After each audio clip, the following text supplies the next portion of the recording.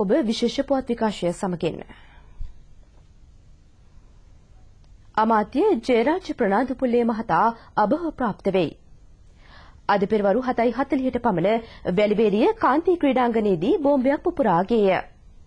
වැලිවේරිය අධිෂ්ඨාන ක්‍රීඩා සමාජය මගින් සංවිධානය කර තිබූ මැරතන් තරඟාවලිය ආරම්භ කිරීමේ අවස්ථාවේදී පිපිරීම සිදුව තිබේ. පිපිරීමෙන් ජාතික මැරතන් ධාවන ශූර කේ.ඒ. කරුණාරත්න ඇතුළු පිරිසක් ජීවිතක්ෂයට පත්ව ඇතැයි වාර්තා වේ. පිපිරීම සම්බන්ධයෙන් පොලිස් සහ හමුදා මෙහෙයුම ආරම්භ කර ඇති බව අප වාර්තාකරුවෝ පවසති. නැවතත් එම ප්‍රවෘත්තිය. අමාත්‍ය ජයරාජ් ප්‍රනාන්දුපුල්ලේ මහතා අභව ප්‍රාප්ත වෙයි. අද පෙරවරු 7:40ට පමණ වැලිවේරිය කාන්ති ක්‍රීඩාංගණයේදී බෝම්බයක් පුපුරා ගියේය.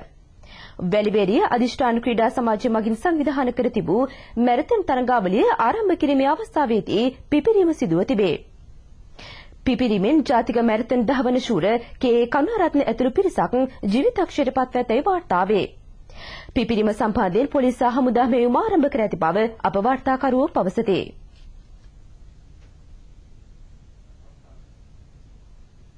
තොරතුරු ලද විගස ඔබ වෙත ගෙනීමට ස්වාධීන රූපවාහිනී ප්‍රවෘත්ති අංශය සූදානමින් සිටී. රැඳී සිටින ස්වාධීන රූපවාහිනී ප්‍රවෘත්ති සමගින්